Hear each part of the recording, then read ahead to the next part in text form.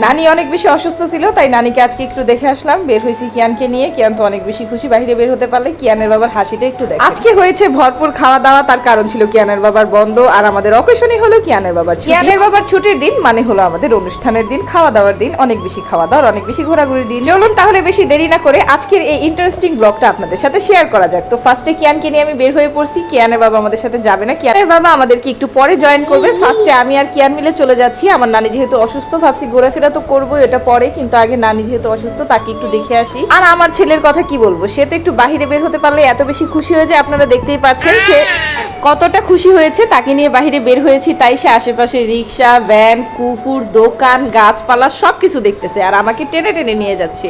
মাঝখান দিয়ে একটুখানি স্লিপ কাটতেছিল, তাই ওকে আমি একটু উঁচা করে নিয়ে তারপরে রাস্তাটা পার করে দিছি। কাদাও ছিল অনেক ওই সময়। কিয়ানকে বেড়াইতে নিয়ে যাচ্ছি আর হাঁটাই হাঁটাই নিয়ে যাচ্ছি, কারণ সে হাঁটতে খুব পছন্দ করে। রিক্সা দিয়ে গেলেও তার ভালো লাগে, কিন্তু হাঁটতে একটু বেশি ভালো লাগে।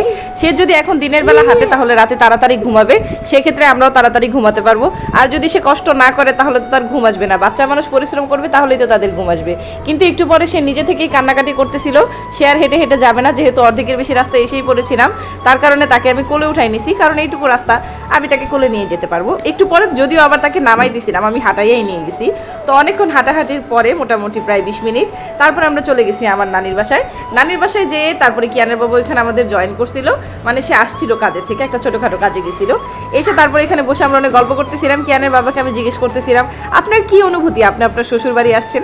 সে বললো অনুভূতি কিছুই না, মানে আমার হাজব্যান্ড সবসময়ের মতো নীল। আর আমার নানি এখন আল্লাহ রহমতে অনেক বেশি ভালো আছে। আগে যদিও একটু অসুস্থ ছিল, দিন দিন তার ইমপ্রুভমেন্ট হচ্ছে, এটা দেখে খুবই ভালো লাগতেছে। আমার নানির জন্য সবাই দোয়া করবেন। এখানে আমার ভাই আর আমার হাজব্যান্ড দুইজন মিলে ফোন টিপতেছে।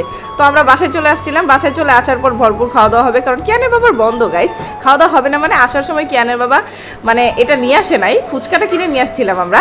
আর বাকি যেগুলো পুরটুর আছে বা বানানোর যে প্রসেসিং, এগুলো সব কিছু আমি করেছি। আপনাদের গুণী বর্ষা আপি, আমার অবশ্যই গুণ আছে, এটা আপনাদের মানে স্বীকার করতেই হবে। দেখেন কত সুন্দর চটপটি আর ফুচকা বানাইছি, এটা আমি কিন্তু নিজের হাতে বানাইছি।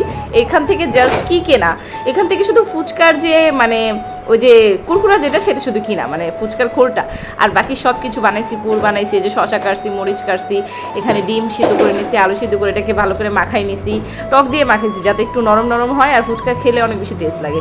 তারপরে আমি একটু বট রান্না করছিলাম, এই বটটাকেও আমরা ভাতের সাথে খাইছিলাম। এই শুধু বট তো আর খাওয়া যাবে না, বটের সাথে খাওয়ার জন্য অবশ্যই কিছু লাগবে। তার জন্য আমি একটু পরে মুরগির মাংস রান্না করছিলাম, সেটা আপনি একটু পরে দেখতে পারবেন। যাই হোক, মুরগি রান্না করছিলাম আমি ডাল দিয়ে, মুগের ডাল দিয়ে। কিয়ানের বাবার মুগের ডাল দিয়ে মুরগির মাংস, বুটের ডাল দিয়ে মুরগির মাংস, মানে গিলা কলিজা পাই, এগুলো অনেক পছন্দ। আর আসার সময় নানির বাসা থেকে আসার সময় আমরা একটা শর্মা নিয়ে আসছিলাম, এটা আমি খাচ্ছিলাম। কিয়ানের বাবু হাফ খাইছে, আমি হাফ খাইছি, আমরা শেয়ার করে খাইছি। তারপরেই তো দেখতেই পাচ্ছেন মুরগির তরকারি, যেটার কথা বলেছিলাম। তো আজকের ব্লগটি যদি ভালো লেগে থাকে অবশ্যই আমাদের পাশে থাকবেন। আর কিয়ান আমাকে আর ভয়েস দিতে দিচ্ছে না, আমি চাইলেও দিতে পারবো না। সবাই ভালো থাকবেন, আমাদের জন্য দোয়া করবেন। আল্লাহ হাফিজ।